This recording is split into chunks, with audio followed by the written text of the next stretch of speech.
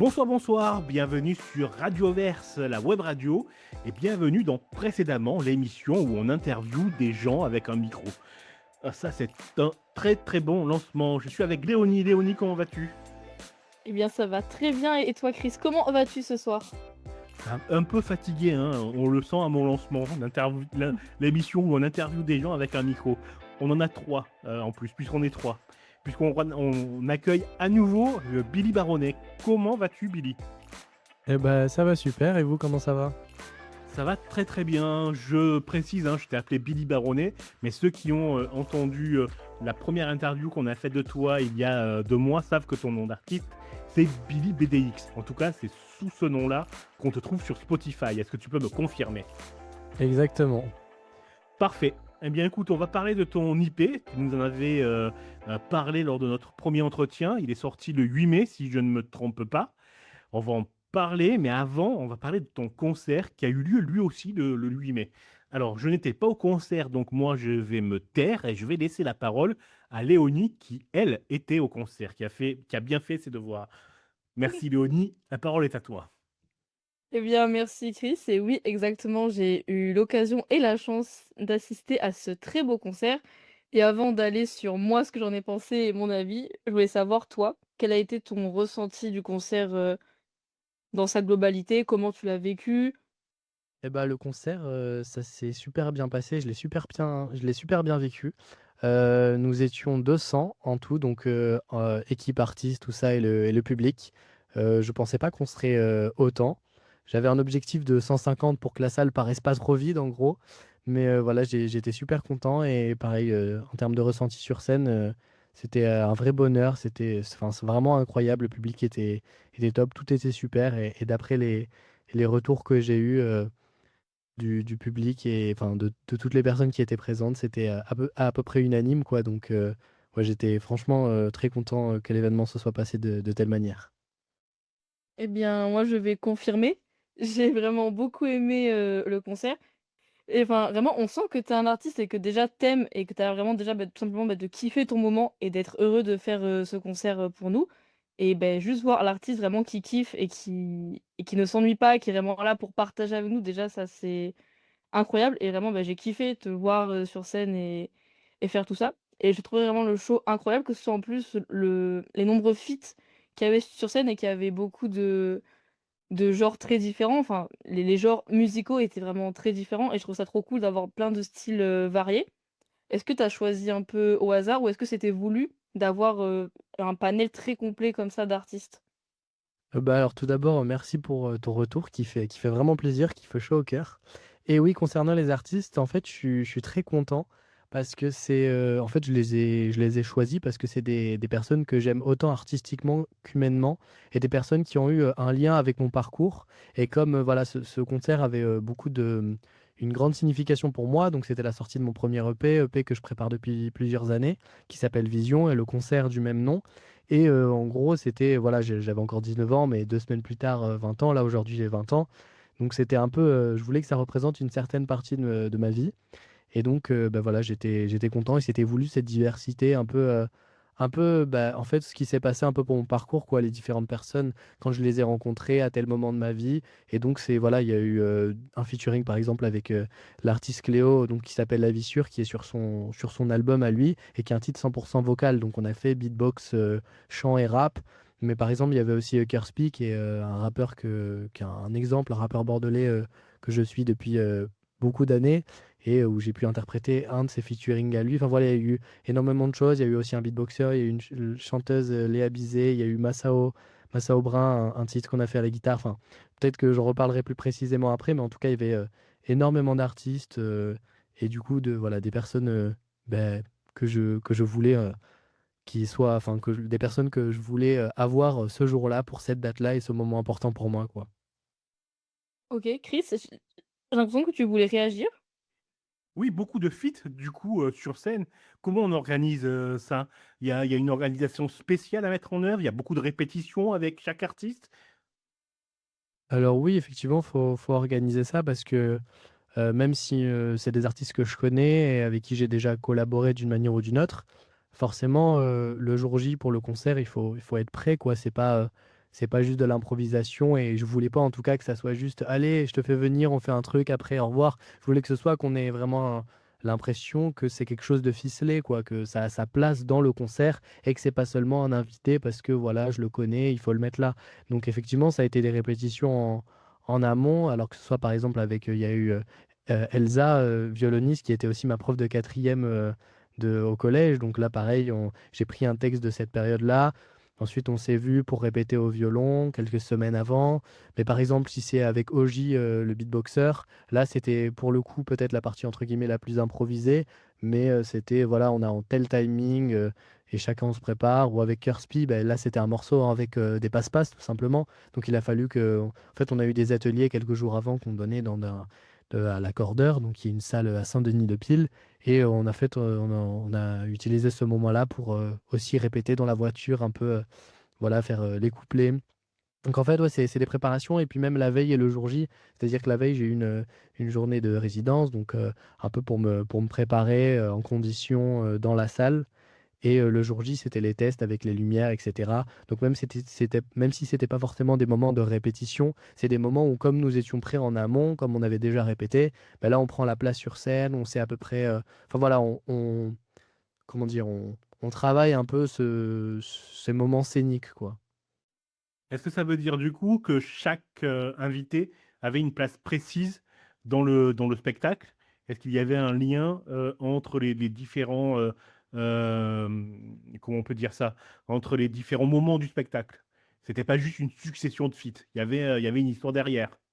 Alors oui, exactement. En fait, je les ai placés. Ça a été assez évident quand j'ai dû faire un peu le panel, enfin la tracklist, un peu la setlist, pardon, des morceaux et des featuring. C'est qu'en fait, bah, par exemple, pour le featuring avec Cléo, je l'ai mis au début du concert parce que c'est un des premiers titres que j'ai sorti sur les plateformes. C'est même le premier titre qui est sorti et c'est ma première collaboration, on va dire, de manière explicite sur les plateformes, musicalement, etc. Mais il y a eu d'autres moments où, par exemple, avec Elsa au violon et Masao à la guitare. En fait, c'est quand j'ai fait un tableau un peu plus slam, c'est-à-dire un tableau plus calme, où là, on se posait avec des instruments acoustiques. Moi, juste avant, j'avais fait un slam donc complètement a cappella. Donc en fait, c'est ça, je les ai mis à des moments bien précis pour qu'ils reflètent un peu l'identité du show. Et puis, tout comme l'EP, le concert s'appelle Vision, et donc l'idée, c'était un peu de montrer ces différentes visions sur scène. Et donc, voilà, moi, j'étais pas juste là, ils sont pas là, par exemple, juste pour m'accompagner ou quoi. C'était vraiment, avoir, voilà, on fait vraiment venir, quelqu'un, qui est important, dans ma vie artistique et avec qui je fais une collaboration, quoi, sur scène. Donc c'est un peu un partage d'univers à ce moment-là, qui vient s'imbriquer dans l'univers et qui vient un peu agrandir, toute cette vision, quoi.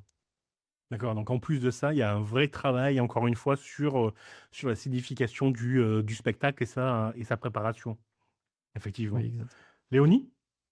Oui, c'est ce que j'allais un peu redire, c'est qu'en fait, on sent qu'il y avait une cohérence, que ce soit avec les personnes que tu as invitées et dans tout le concert. Et moi, j'avais aussi un peu une petite question, tu sais, il y avait un écran derrière toi qui diffusait plusieurs décors ou des textes. Et ma question, c'était un peu pourquoi du coup tu avais voulu l'utiliser? Et bah, par exemple, je sais que tu as aussi un lien avec l'art et le cinéma. Est-ce que c'est aussi pour faire écho à ça ou c'était juste un peu pour décorer ta scène? Alors exactement, et je suis content que tu l'aies vu. En fait, j'avais raconté la dernière fois que quand j'avais débuté, j'avais notamment commencé, dans l'association L'Art et Scène, association, dans laquelle j'ai été pendant 10 ans, qui, fait donc cinéma, danse, théâtre et qui, fait des ciné-spectacles, notamment au Rocher de Palmer. Là, j'y étais il y a 2 jours, mais je fais plus partie de l'asso, là, cette année, justement pour me concentrer sur, d'autres projets. Et en fait, c'est un peu cette inspiration-là, en fait, de des ciné-spectacles, c'est-à-dire avoir quelque chose de live sur scène et en même temps pouvoir jongler avec l'art qu'est le cinéma pour pouvoir, évoquer d'autres choses. Donc il y avait des moments où j'étais hors scène, où j'ai mis quelques extraits, sous forme, d'interludes finalement, comme on en voit au théâtre par exemple. Et d'autres moments qui illustrent un peu mes propos. Donc soit c'était des paroles, soit c'était des visuels, parce que des fois j'aime bien avoir des couleurs en fait qui illustrent, tel son. Donc ça c'est pratique avec les lumières, mais c'est cool par exemple avec Massa Aubrin. Le morceau à la guitare, c'était un délire un peu au coin du feu. Donc pour ramener le côté un peu au coin du feu, on a mis un peu voilà un délire un peu feu de cheminée pour qu'il y ait quelque chose de plus chaleureux, qu'on soit un peu plus proche du public. Mais il y avait d'autres moments où, bah, par exemple, juste avant mon titre Être, j'avais besoin de revenir au calme et donc il y avait, cet audio en fait en anglais d'un papy qui racontait pendant 1 minute un peu sa vision de la vie.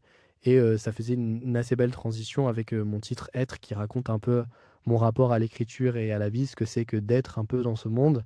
Et donc voilà, et je l'avais mis avec en fond l'instrumental au ralenti du titre Être justement, et avec la traduction française juste en sous-titre noir sur blanc pour qu'on puisse lire. Voilà. Donc oui, effectivement, il y a une place importante dans le show, quoi. C'est pas juste pour illustrer ou pour faire juste des transitions par-ci par-là. C'est vraiment, ben voilà, c'est pour moi le concert et le spectacle en général, c'est l'occasion de mettre en œuvre davantage de langage pour faire comprendre un peu mon univers. Donc il y a l'écriture et les sons, mais finalement, c'est qu'une partie du concert et c'est ça qui est cool, que je trouve vraiment incroyable et super avec le live, quoi.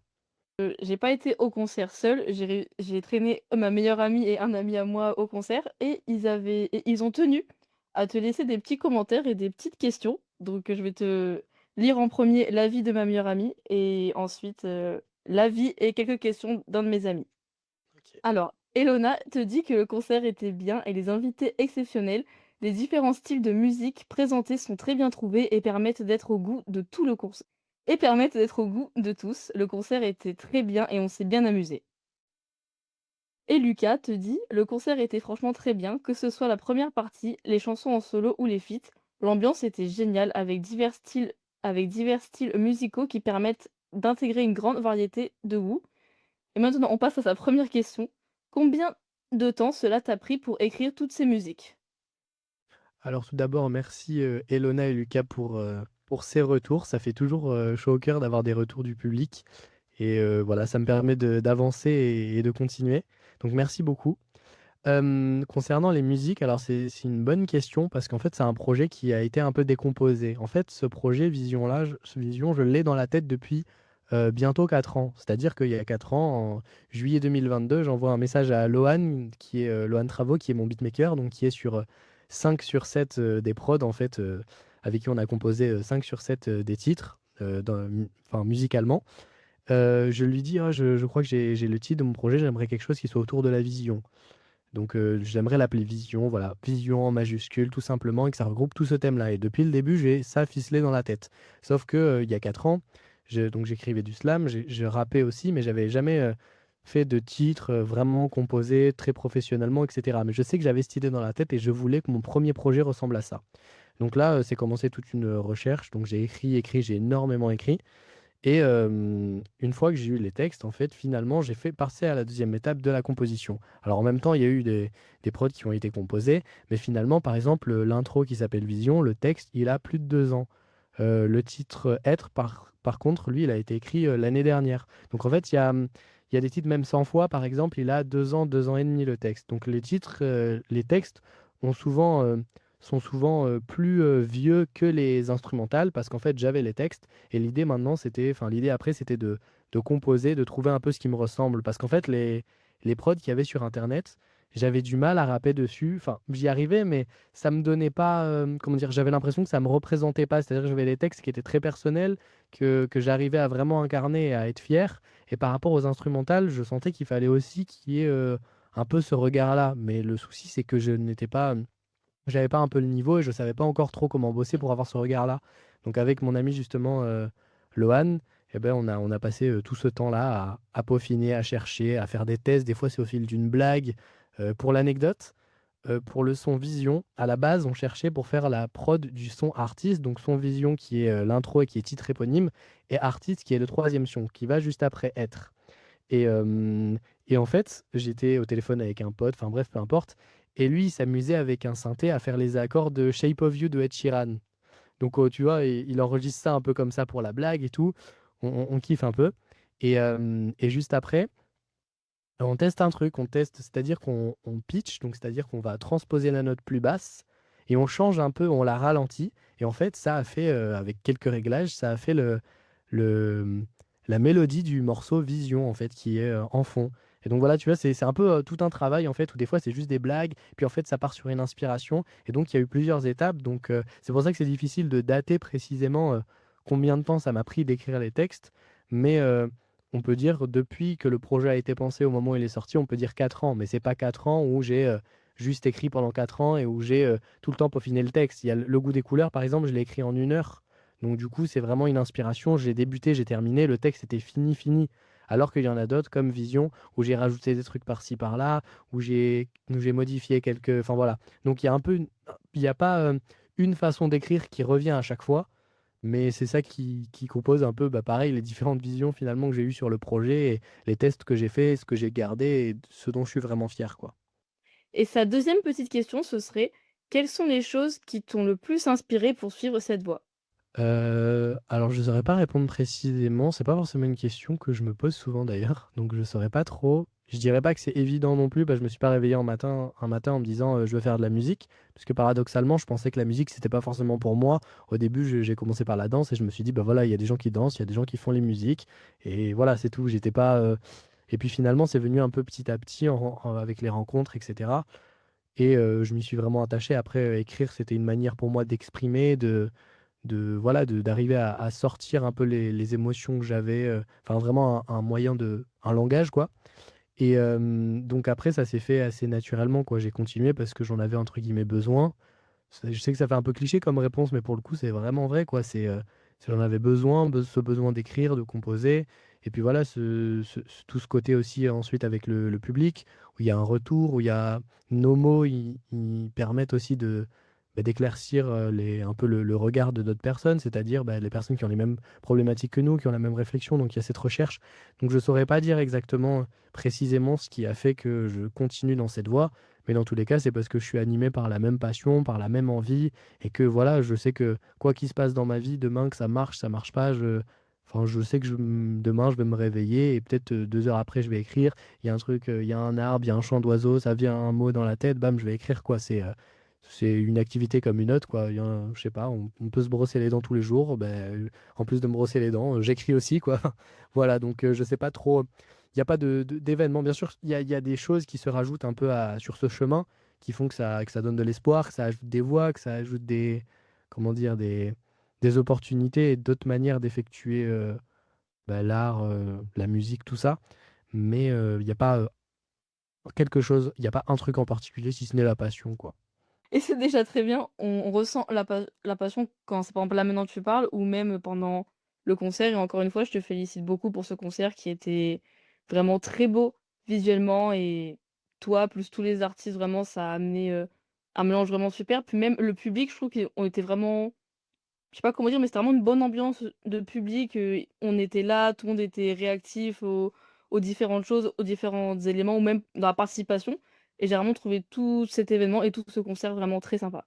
Merci beaucoup et merci au public, parce que comme tu dis, c'était vraiment incroyable comme ressenti, autant par les retours que j'ai eus de tous les artistes et même des équipes en général, bénévoles. Enfin, c'était un événement qui était très bienveillant et c'était le but et franchement, c'était plus que ce que j'espérais en tout cas. Voilà, merci au public et à tous ceux qui ont contribué à ce projet-là. Bienveillant, je veux bien qu'on mette ce mot de côté, on y reviendra un peu plus tard. Mais OK. mettez-le de côté pour la deuxième partie. Écoute, très bien, ça me fait de la peine de ne pas avoir pu y assister. Une prochaine fois, Inch'Allah. En attendant, Exactement, une prochaine fois, oui. voilà. En attendant, je te propose qu'on écoute là tout de suite sur Radioverse un des titres de ton IP qui s'appelle donc Vision.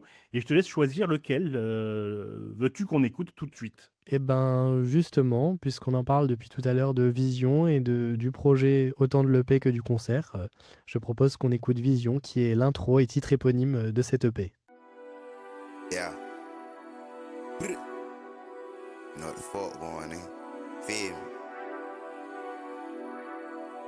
Man, what the fuck, Vision? Yeah. Ain't smoking no bubble, a nigga, I'm rolling no candy. Yes, I fuck with them president, all of my friends are dead like Billy and Mandy.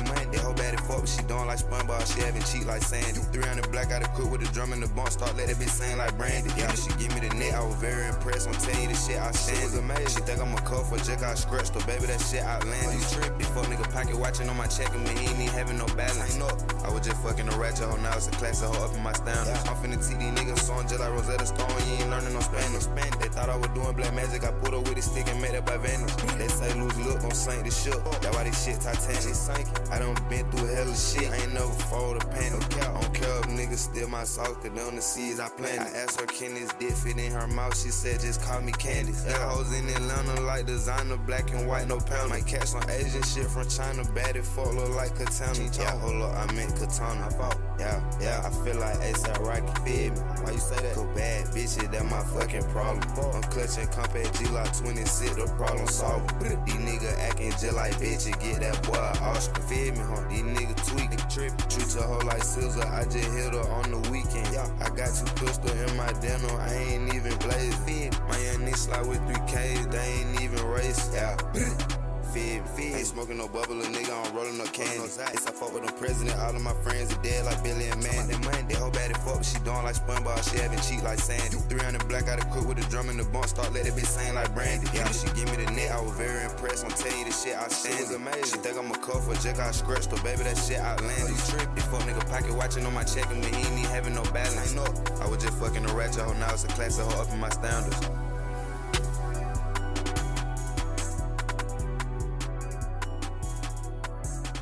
C'était Vision de Billy BDX que vous pouvez retrouver sur toutes les plateformes de streaming audio avec l'IP du même nom, Vision. Et je me demandais, est-ce qu'il y a, Billy, un CD physique qui va sortir ou pas? Alors oui, exactement, il y a un CD physique qui est en préparation. Donc voilà, qui sera disponible bientôt, dans les prochaines semaines.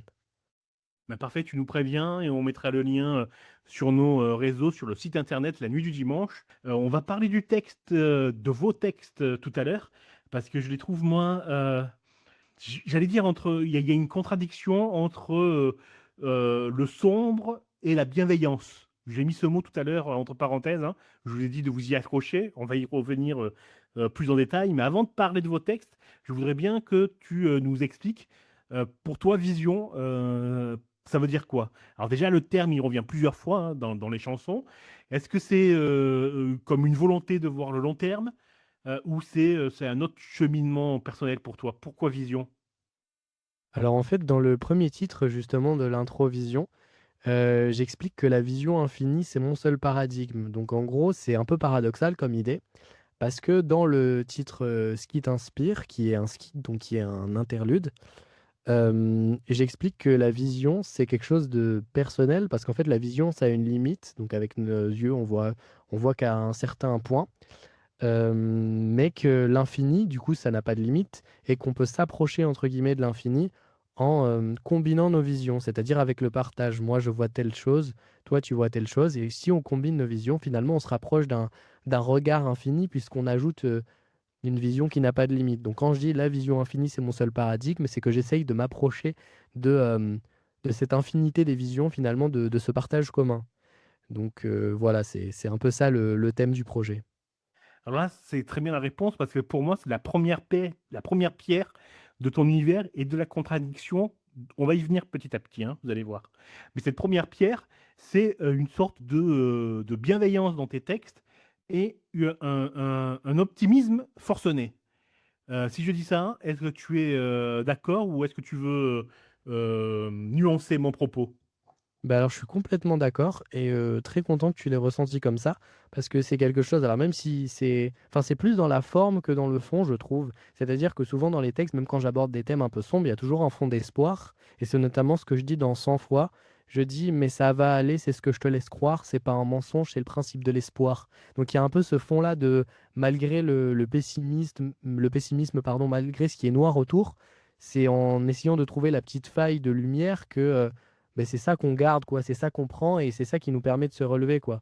Donc très content que tu aies ressenti ça, et que j'ai pu te le faire ressentir, parce que c'est exactement, finalement, avant, c'était assez inconscient dans ma manière d'écrire, et je m'en suis rendu compte, et même, bah, si je te l'évoque un peu plus personnellement, de façon plus intimiste, il y a des textes que j'ai écrits, les textes avec le plus d'espoir, c'est quand je les ai écrits des fois 3 heures du matin, en hiver, où vraiment je me sentais pas bien, où je suis hyper déprimé, où il y a plein de trucs qui vont pas. Et là, l'exemple que je te donne, c'est justement pour la phrase de 100 fois, celle de l'espoir, que c'est dans ce cas-là, quoi. Je l'ai écrit à un moment où justement ça allait pas trop bien. Et paradoxalement, je me suis dit, c'est fou que les textes qui revêtissent le plus d'espoir et le plus de beauté, c'est à ce moment-là que je les écris. Et du coup, bah, j'ai un peu voulu voilà, penser le projet sur cette, sur cette vision-là, quoi, sans faire de jeu de mots, mais sur ce principe finalement voilà, de s'accrocher à la lumière et de la rechercher finalement, cet espoir qu'on recherche quand on le trouve pas, quoi.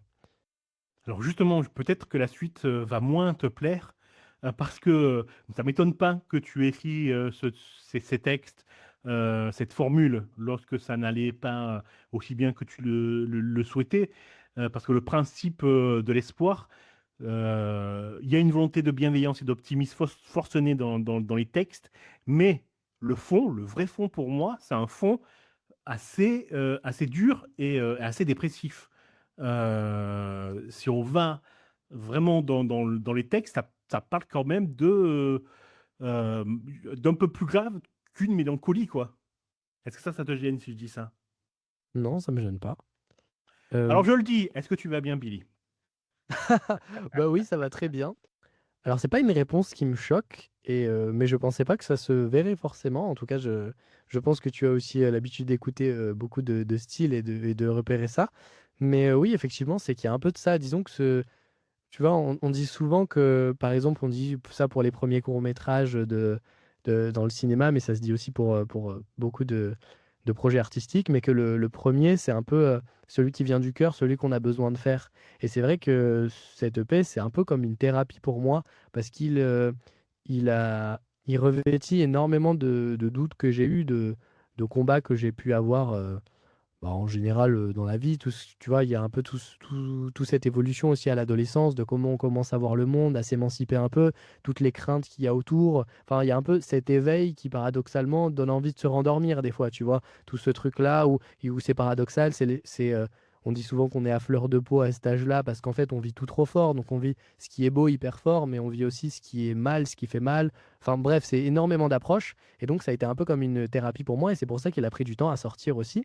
C'est parce que je voulais le faire bien et j'avais peur au début que ce soit un perfectionnisme qui tue l'action, quoi. C'est-à-dire de vouloir vraiment peaufiner et que ça me ressemble et qu'au final, je ne le sorte même pas. Et donc, avec le concert, tout ça, j'ai eu l'occasion de me dire, allez, ça y est, je le sors enfin. Et j'avais besoin de sortir ce projet.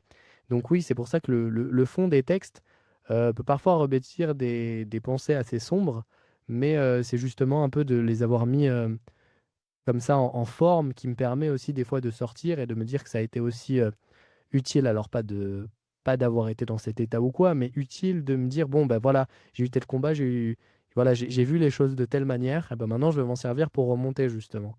Donc voilà, c'est un peu ça. Mm. Mais c'est tout à fait ça. Et d'ailleurs, c'est dit dans un des textes de mémoire, bah, tu l'as cité, tu dis que c'est le principe de l'espoir. Et alors que tout ce qui est décrit autour, quand on va chercher la petite bête ou chipoter, c'est une réalité qui est abrupte, qui est dure, et où le seul moyen de s'en sortir pour trouver la lumière, c'est de croire en l'espoir et de l'écrire. C'est parce qu'il n'est pas là, quoi. Et c'est en ça que moi, je trouve que je dis qu'il y a un optimisme forcené dans tes textes quand la nuit est noire et que tu trouves pas de la lumière, mais que tu la veux quand même. Et c'est là, je termine à la fin de l'envoi, je touche, comme dit l'autre, mais c'est là où je termine le raisonnement. C'est là où je trouve que tes textes portent et touchent. C'est-à-dire qu'on est dans une, euh, dans un univers sombre, d'accord, mais qui cherche à apporter la lumière. Tu vois ce que je veux dire? Ouais, je vois, bah, merci beaucoup, si c'est ce que tu as ressenti, c'est vraiment trop bien parce que c'est vraiment un objectif que j'ai depuis, beaucoup de temps et franchement, je suis content si tu l'as perçu comme ça. Voilà, enfin, c'est des notions assez abstraites en soi. Il y a les mots qu'on utilise, mais pour le faire ressentir, c'est vraiment, enfin, c'est assez compliqué, mais c'est ce que j'essaye de faire depuis longtemps. Donc si, bah, tu as pu le ressentir, c'est génial, quoi. C'est que c'est enfin, trop bien. Je suis très touché. C'est grâce à tes mots. Manier les mots, c'est déjà c'est un vrai pouvoir, c'est un vrai talent, et tu le possèdes. Et non, et franchement, bravo pour ce que tu as écrit. Et j'invite tous les auditeurs à bien écouter les paroles. Est-ce que les textes seront présents dans le livret éventuellement du CD, ou ce sera juste un CD tout simple? Alors, je sais pas encore ce que je vais mettre, si je vais faire un livret ou pas, mais en tout cas, si je fais un livret, je vais pas mettre les textes dedans. Mais en tout cas, ils sont disponibles normalement déjà sur internet. Je les ai mis sur un site qui s'appelle Genius et sur lesquels je vais peut-être ajouter d'ailleurs des annotations où quand on clique, on peut voir un peu, bah, pourquoi j'ai écrit telle phrase. Je pense que je vais le faire et peut-être que je verrai encore, j'ai pas encore réfléchi à de quelle manière je vais rendre, visible, ou alors, le moyen de, comment dire, de s'acquérir les textes ou quoi. J'ai pas encore réfléchi, mais en tout cas, je sais que ce sera pas dans le livret du CD. Ok, parfait. Je Alors, pense pas. Genius, c'est un super site, hein. Pour tous ceux qui aiment les mots comme moi, c'est vraiment un site excellent pour les amateurs de chansons, de textes et de chansons. Je vais me taire un petit peu, je te laisse la parole, Léonie. Merci Chris. Moi pour aller un peu à l'inverse et au contraire de ce qu'a dit Chris, moi j'avais un peu plus remarqué qu'il y avait pas mal de références à l'amour dans les textes et je voulais savoir, en quoi ça avait été important pour toi du coup de beaucoup l'évoquer, dans les titres? Bah, en fait, je pense que déjà, assez inconscient. C'est-à-dire que, enfin, pour moi, c'est comme un peu à la manière de quand je t'expliquais la vision infinie, là où ça reste réfléchi et ça reste, comment atteindre ça. J'ai l'impression que l'amour, c'est un peu le pilier, qu'on m'a enseigné depuis que je suis tout petit. Donc c'est un peu ma vision de base, c'est l'objectif. L'amour, c'est relié au bonheur et cetera et l'amour en général, pas forcément de l'amour, de personnes ou voilà. Vraiment l'amour en général, comme, comment dire? Comme dogme, comme principe et encore, le résumer comme ça, c'est enlever le côté infini de l'amour. Mais voilà, c'est un peu ce truc-là et justement, comme j'explique dans l'interlude, j'explique que un peu toutes ces visions, tout ce principe-là, c'est l'amour, quoi. C'est un peu tout ça, la rencontre, le partage. Donc, c'est un thème qui, tu vois, qui est forcément d'une manière ou d'une autre, quoi, dans mon écriture. Et c'est vrai que je l'évoque pas mal de fois assez explicitement. Et alors, j'évoque parfois la difficulté qu'il y a vis-à-vis du ressenti de l'amour, donc un peu face à la haine, un peu comment le ressentir, comment l'exprimer. Mais j'évoque aussi l'amour, là, pour le coup, de l'amour entre deux personnes, quoi. Je l'évoque dans Le goût des couleurs, où justement je fais ce parallèle, notamment avec mon amour de l'écriture, comme si avec le fait d'aimer bah, ma copine, le fait d'avoir un peu trouvé cet amour, je retrouve tout le côté innocent que j'avais, les ressentis d'avant, toute la passion que j'avais au début de mon écriture, je retrouve en fait le goût des couleurs, face à tout ce qui est un peu fade, tout ce qui est un peu mathématique, tout ce qui est un peu, voilà, tout ce qui est l'ordre, etc. Avec l'amour, je retrouve un peu tout ce côté, tout le côté coloré, toute la beauté en fait, dans la simplicité, quoi. L'amour comme un but. Voilà, Quand exactement et tout, euh, quand tout est noir, on va vers la porte exit, et sur cette porte, il y a écrit amour. exactement et surtout, en fait, ce qui est marrant, c'est qu'au début, je me souviens que pareil, il y a une signification aussi de pourquoi il y a 7 titres dans l'EP. C'est parce qu'en fait, la vision, c'est un truc, comme j'expliquais, la vision, c'est quelque chose qui est fini. Donc c'est le chiffre 7, on le relie souvent au chiffre parfait. C'est-à-dire, voilà, quelque chose et ce qui est parfait, c'est ce qui est fini.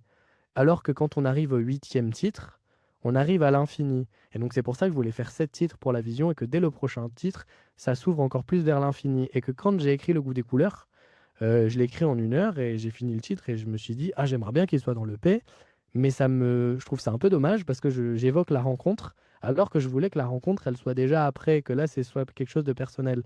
Et en fait, ça c'est venu assez, simplement, enfin assez de manière évidente, de le mettre en fait en outro du projet, en dernier titre. Parce qu'en fait, c'est un peu le titre un peu de l'ouverture, sur le monde. C'est-à-dire qu'au début, je commence avec quelque chose de très personnel, je vois comment je ressens les choses et petit à petit, je rencontre, j'accepte, j'ai envie d'accéder à tout ça. Mais, et le titre quoi, le dernier titre, il c'est un peu cette ouverture-là quoi, avec, même dans la forme du titre, c'est le seul titre où j'ai mis du beatbox alors que j'en fais depuis quelques années, mais je l'ai mis à la fin comme si je rajoutais une autre forme de langage, voilà, je m'ouvre à davantage, de choses, quoi. Et c'est là où on se rend compte que, comme pour ton spectacle, la signification des titres et leur place dans l'IP a été extrêmement travaillée. Oui, bah, en vrai, c'est vrai qu'avec le nombre au moins en 4 ans de réflexion, j'ai pu au moins réfléchir à chaque détail, mais c'est vrai qu'il y a rien n'est laissé au hasard, quoi. Il y a une réflexion pour chaque chose et même quand il y a une improvisation, c'est-à-dire, bah, ce qui t'inspire, qui est un interlude, ça a été fait je l'ai fait, en fait, à la fin où je me suis dit: «Mince, je voulais un interlude et j'ai pas retrouvé ce que je voulais mettre» et en fait, c'est quoi? Je devais partir au studio dans 5 minutes, je me suis dit: «Bah, j'ai rien», mais je me suis dit: «De toute façon, ton projet, tu le connais, ça fait, que 3 ans et demi que tu l'as en tête». Je lance un vocal et j'explique le projet, quoi, en 40 secondes et en fait, j'ai gardé ce truc que j'ai enregistré avec mon téléphone et j'avais composé un peu la mélodie, avant avec, la mélodie utilisée dans le premier son mais que j'ai mis, dans la gamme et dans le même BPM que le dernier son pour que ça fasse une transition avec ce goût des couleurs-là, justement.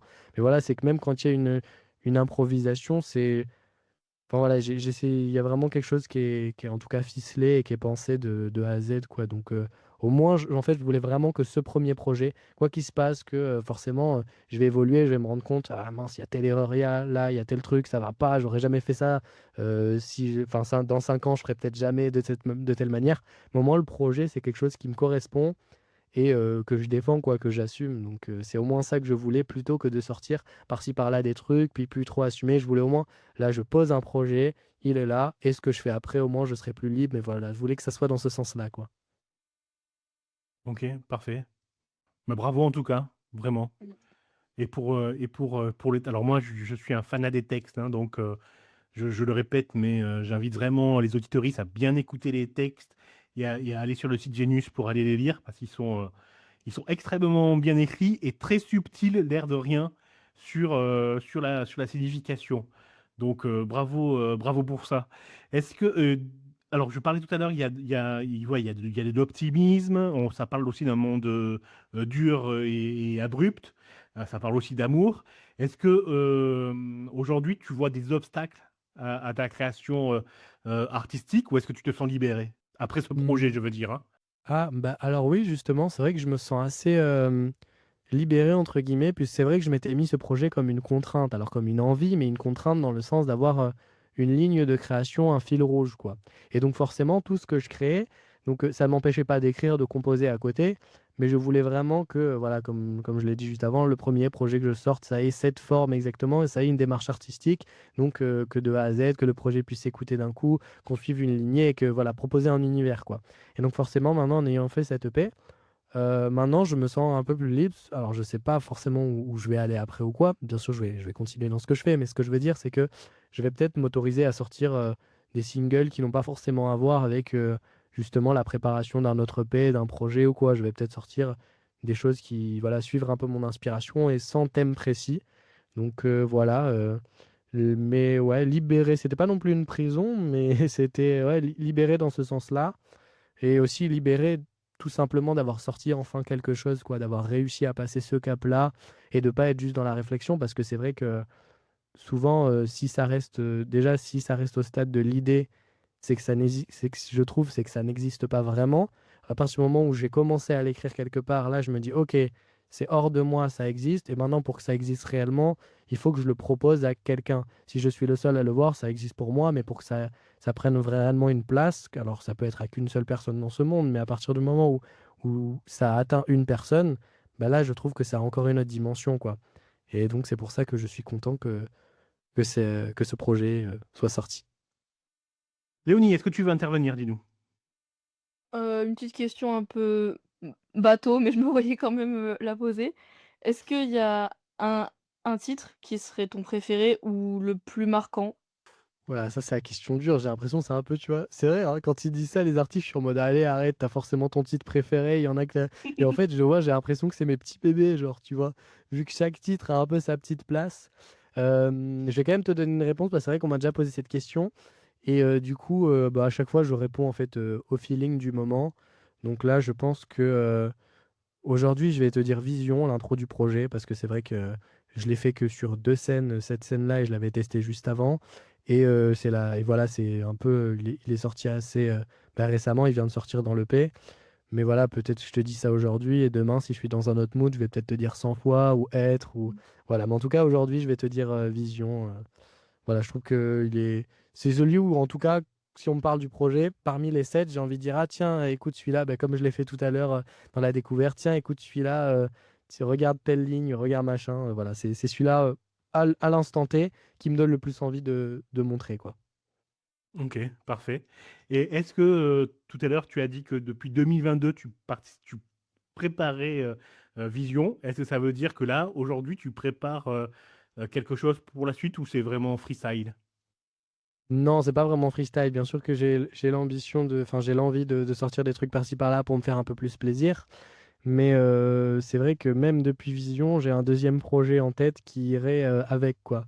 Donc heu, donc voilà, disons que j'ai pas encore, forcément préparé les textes et tout ça, ni les prods, voilà. Mais que j'ai des idées en tête et que si jamais ça se fait, il y aura peut-être un projet lié à Vision, quoi. Tout dépend. Pareil, ça va dépendre de mon évolution, vis-à-vis de moi-même, finalement. Si j'ai envie de me détacher de ce premier projet pour partir vers, quelque chose de nouveau, ou si au contraire, je trouve que j'ai pas fini d'être dans ce style-là et que j'ai envie qu'il y ait, un deuxième projet qui s'y colle, quoi. Voilà. Mmh. Mais en tout cas, j'ai quand même, voilà, en tout cas, j'ai quand même pas mal de projets divers, prévus, à côté de ça. Très bien. Eh beh, il ne nous reste plus qu'à te remercier, Billy, d'avoir accepté cette interview pour la sortie de ton IP, Vision. On mettra les liens sur la description de l'épisode et sur le site internet lanuitdudimanche.fr. Mais l'IP est disponible, hein, sur Spotify, pardon, sur Deezer.